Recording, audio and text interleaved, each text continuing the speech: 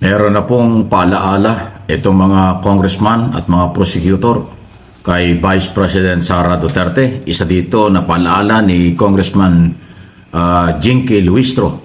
Okay? Napaghandaan ang kaso. Okay? Dahil kasi kung mapapansin natin, nasa Europe at mahaba-haba na ang kanyang oras doon. Pero itong trial na papalapit para sa kanyang kinakaharap na problema sa article of impeachment ay dapat daw hinaharap ng pangalawang Pangulo.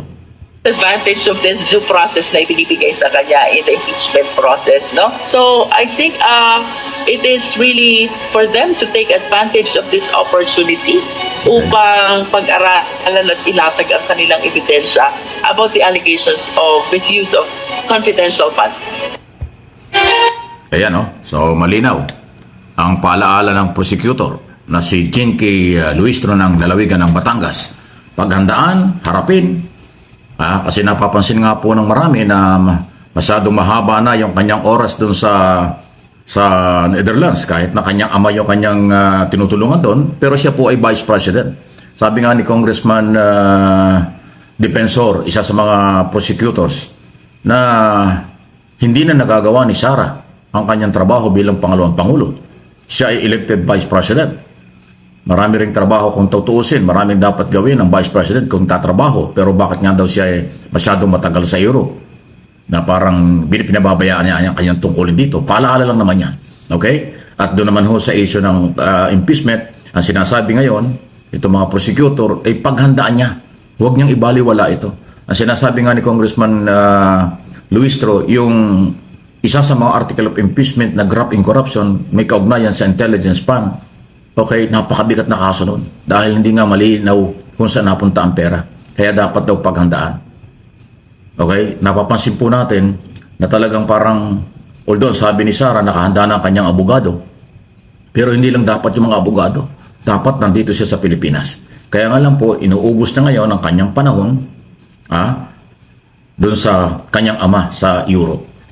Tingnan natin, baka naman ito ay dahil magbe-birthday lang o birthday nga po. After ng birthday, baka uuwi na. Kasi hindi naman talaga siya pwedeng manatili doon ng matagal. Siya po ay government official. Sa ayaw at sa gusto ng kung sino mang kanyang followers, siya ay government official. Siya ay mayroong pananagutan sa mamamayang Pilipino. At siya ay dapat nagtatrabaho para sa mamamayang Pilipino, hindi nagtatrabaho para lang sa kanyang pamilya. Yan po yung paalaala. Okay? Dahil kahit sinong government official, elected, appointed, career, mayroong obligasyon sa bayan kasi pinapasweldo ka ng bayan. Nanumpa kayo sa ating saligang batas na susundin nyo lahat ng alituntunin ng ating saligang batas. Kasama dyan ang full-time na trabaho sa ating pamahalaan. Ngayon, kung nasa abroad o kung saan nagpupunta, malayo yan sa sinumpaan. Kaya ho, paalaala lang. Okay? So, ang prosecutors kasi nakahanda na biti na nga ang mga prosecutor tungkol dyan sa impeachment ni Sara Duterte at trial na dapat gawin ng Senado. Pero next Congress na ako talaga pag-uusapan yan. Tingnan natin. Okay? Yung bang pananatili ni Sara sa Europe, sa Netherlands, ay legal pa ba o hindi na? Okay? Di bali po yung ibang mga membro ng pamilya na hindi naman taga-gobyerno, okay lang. Na sila ay nag-abroad. Dahil nga po yan sa kakapalan ng mukha ng ating vice-presidente. Ang nagpapasahod po sa kanya ay mga Pilipino pero siya po ngayon ay doon inuubos ang kanyang oras panahon sa kanyang ama na nakakulong. Maintindihan siguro natin kung mga 1, 2, 3 araw, di ba? Para siya ay magluksa sa kanyang sinapit ng kanyang ama. Kaya lang po mukhang wala pong balak talaga itong si Sara na umuwi. At tingin ko kahit ang impeachment ay hindi po mahalaga sa kanya. Dahil nga po, paano ba naman siya kumbagay makakalusot sa impeachment kung ang kanyang ama ay nakakulong? Diba? So, patong-patong ang problema nitong mga Duterte. At ngayon, ang tingin ko ay pag-uubusan talaga ni Sara ng panahon ng kanyang ama doon dahil doon po siya sumisikat, doon po siya nakakakuha ng atensyon at napakarami po nating mga kababayan ang gusto na siya'y ma-interview, makausap, makapicturan at makasama sa hapagkainan. Kaya andun yung yun ang gusto ni Sara, yung mapansin, mabigyan siya ng atensyon, 'di ba? Yan ang gusto niya, di bigay natin, pero hindi na 'to mauulit. Maging matalino na tayo kapag kumandidato tong si Sara kasi kitang-kita na natin ito, vice presidente pa nga lang 'di ba? Ang kanyang posisyon sa gobyerno sinasawalang bahala niya na ang opisina ng vice presidente. Di what more pa pag ito'y naging presidente. Hindi mo na 'to pwedeng manduhan, hindi mo na 'to pwedeng questionin ang kanyang mga ginagawa dahil sigurado kung hindi ka makukulong maglalaho kang bigla. Diba? Yan po ang mahirap sa mga ganitong leader na ibinoto ng taong bayan, 'di ba? Pero sa oras ng kagipitan, sa oras ng pangangailangan, hindi ka sasamahan. Ang uunahin, pamilya. Naalala ba ninyo nung panahon na meron pong malakas na bagyong paparating dito sa ating bansa? 'Di ba? Inuna niya ang paglalakwatsa. Inuna niya ang pagpunta doon sa Germany at sabi nga po sa mga balibalita ay manonood daw ito ng isang concert. Inuna yun ni Sara. Meron ding bagyo nun, time na yon sa Luzon. Pero nasan siya? Nandoon sa Bicol, umatay ng kasal. O parang nagninang sa kasal. Kaya alam niyo po, etong si Sara, hindi po ito pang hindi ito pang nasyonal. Baka magaling nga na mayor, di ba? Pero kung sa nasyonal, wala. Mahinang-mahina po ang kanyang governance, very unprofessional. Tingin ko, maraming bigas pang kakainin para po masabi na magaling na leader. Siguro mga 1 toneladang kanin. Speaking of professionalism, napaka-unprofessional po nitong si Sara Duterte talaga. At bumanat po ito patungkol sa mga ebidensya po na nakalap ng ICC. At sinabihan pa po nitong si Sara Duterte na bobo daw po ang mga abogado ng mga nagreklamo doon sa ICC para sa kanyang ama. Kino-question niya bakit daw 181 lang ang mga ebidensya. Bakit daw 43 lang ang mga kaso na diringgin. Sabi daw po, 30,000 daw po ang mga naging biktima ng EJK. 181 lang daw yung ebidensya. Pero hindi yata naintindihan nitong si Sara Duterte na yung 43 na kaso ay representative case lang yun. Kasi hindi naman lahat yan ay diringgin yun. Kung 30,000 na AJK ang victims, ang naging kaso ni Digong, minamalit pa nga ni Sara. Yun daw 43, hindi daw yung crime to humanity. Masyadong dinadownplay ni Sara yung kaso sa ICC ni Digong. Kaya ang hamon sa kanya ni Cristina Conti, kung ikaw ay gusto mo na talagang itong argumento na ito ay pangangatawanan mo, dalin mo yan sa ICC. Sasamahan ka pa ni Cristina Conti. Ito po ang sinabi ni Sara. It doesn't have 30,000. They have to prove that it's systematic. Sabi sa press conference. Yes, but you have to prove that there were 30,000 victims. Yeah. So how can you prove systematic killing of 30,000 victims? You do not have the names. 30,000 victims. So, really, truly, wala naman kaming magawa sa media, pero nakikita ko talaga sa lahat ng articles, war on drugs, killing thousands, and yet we have 181 pieces of evidence, and we don't even have 50 victims. This is 43 counts of murder, not even 50. So where is the system there of killing thousands? No, you don't. No, sorry. Bobo yung abogado nila. Mukhang wala nga yata talagang alam itong si Sara Duterte patungkol po sa istatistika ng laban ng kanyang ama sa illegal na polvoron. At yun pong 30,000 na bilang, yan daw po'y conservative pa po. Conservative pa po yung bilang na yan.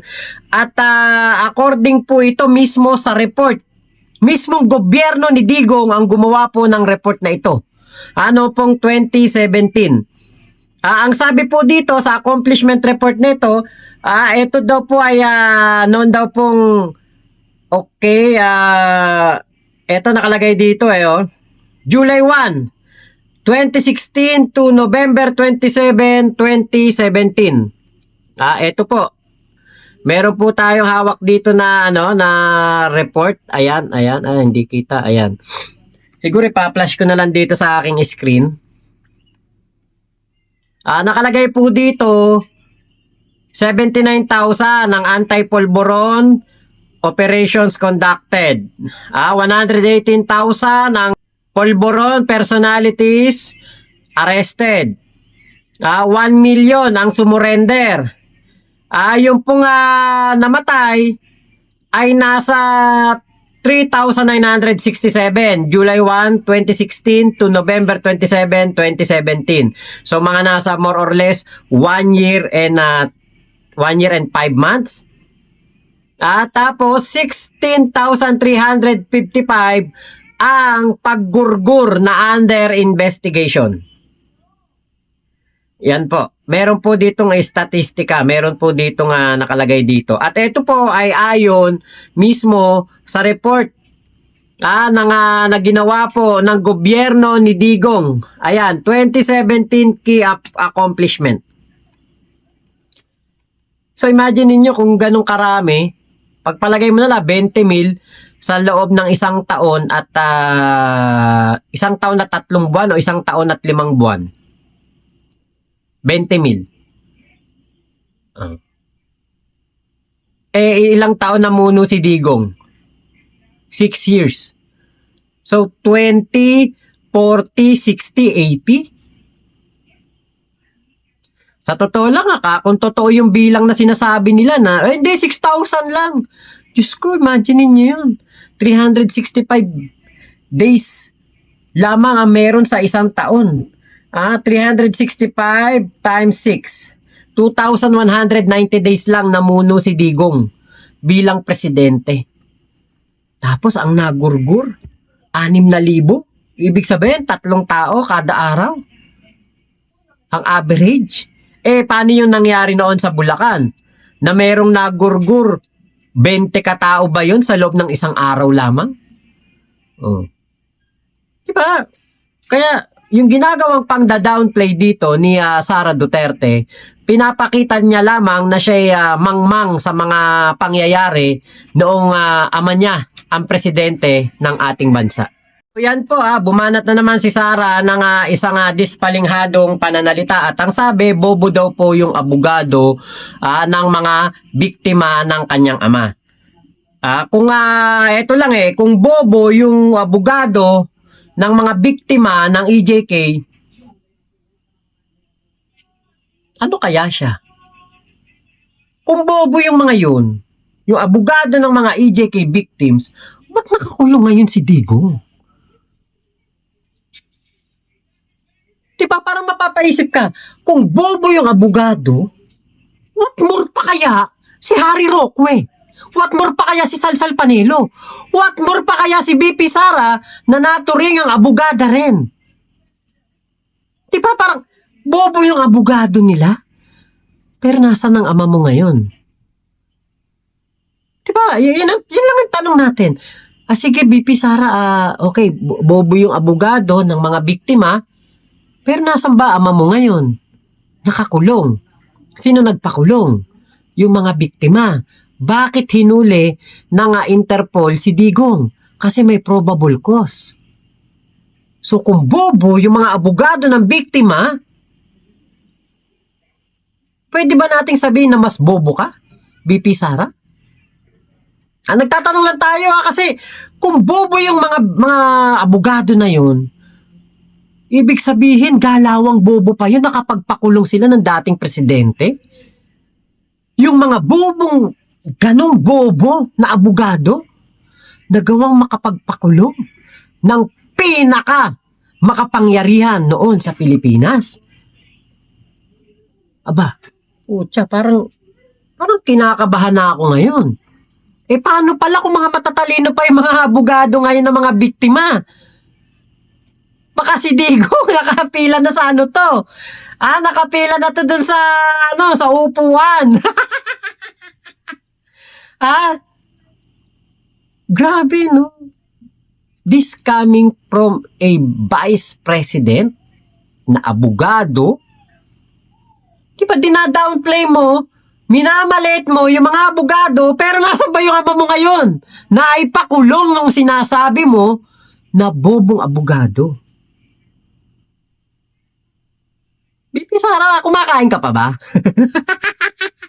Pero speaking of abroad, nabalitaan ba nyo? 15 o 16 na bansa ang pupuntahan daw ni Pulong Duterte, yung anak ni Digong Duterte na si Pulong, congressman ng 1st District. Isa pa yun. Abay, na-extend nadagdagan yung kanyang travel authority. Dati Netherlands lang at Amerika yata ang kanyang pupuntahan. Ngayon ay 16 na mga bansa. Ano yun? Para saan yun?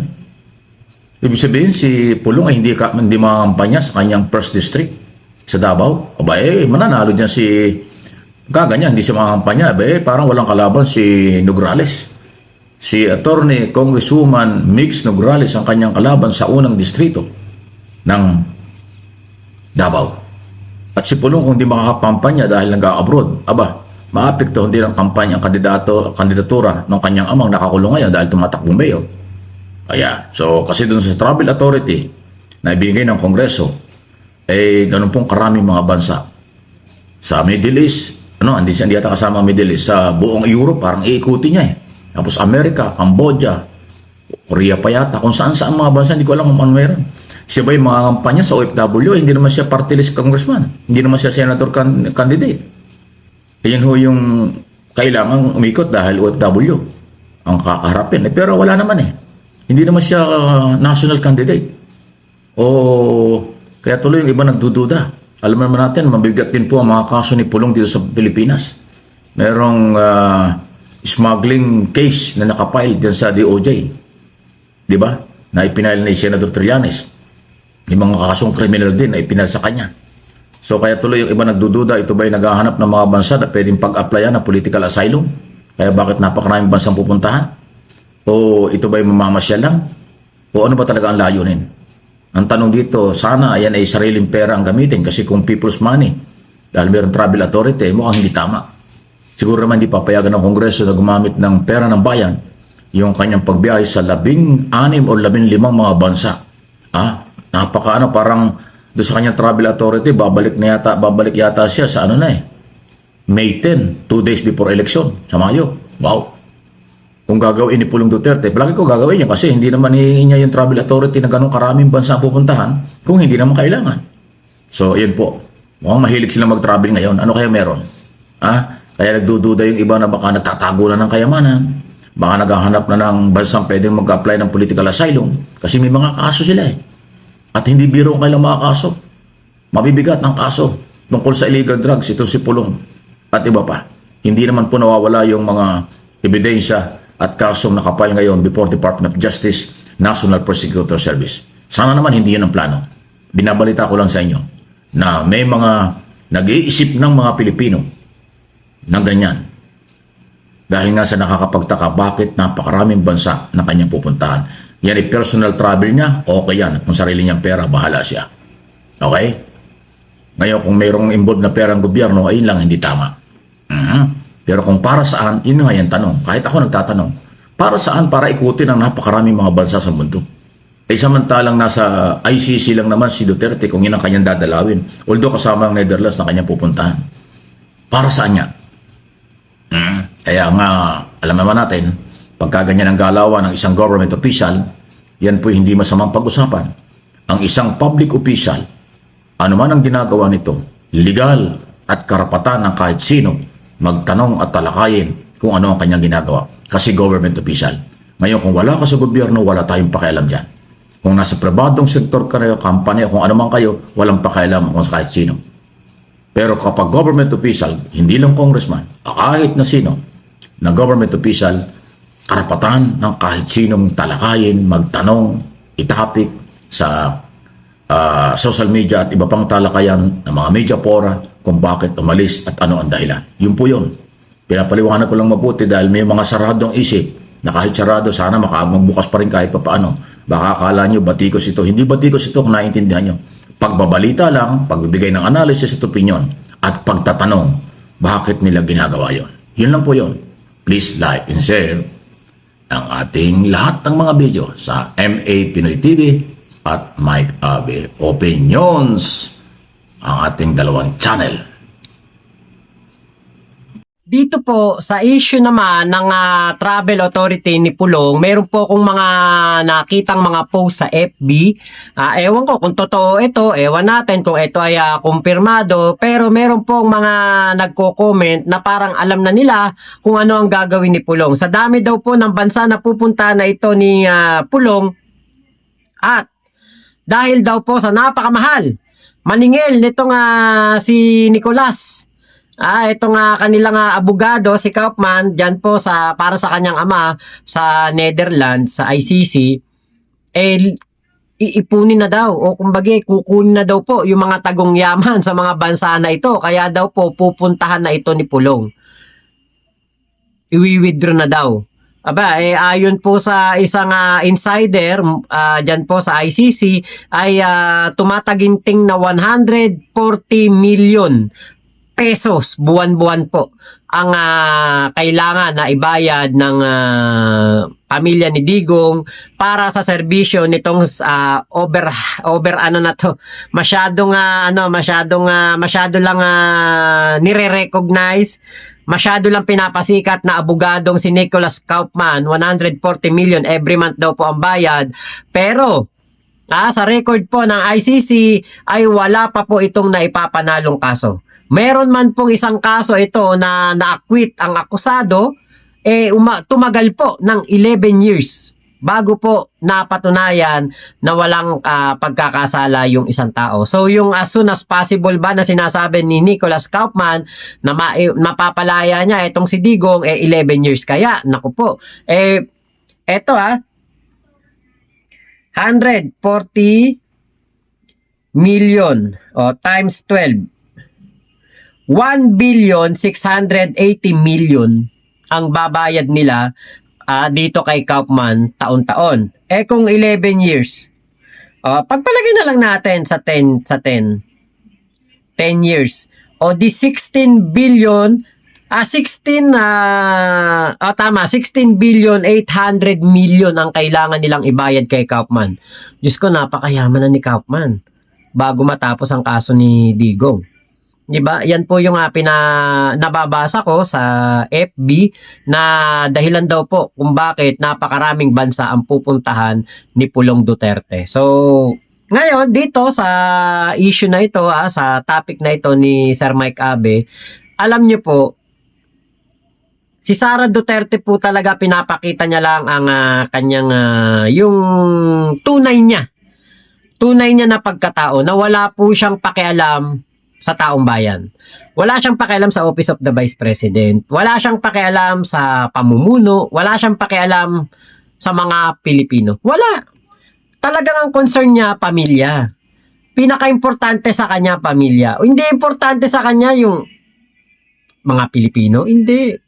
Wala po siyang pake sa ating mga kababayan. Kahit na anong mangyari ngayon sa Pilipinas, kahit na anong gulo ang mangyari sa Pilipinas, kahit na lumindol, bumagyo, pumutok ang mga bulkan, wala pong pakialam si Sara.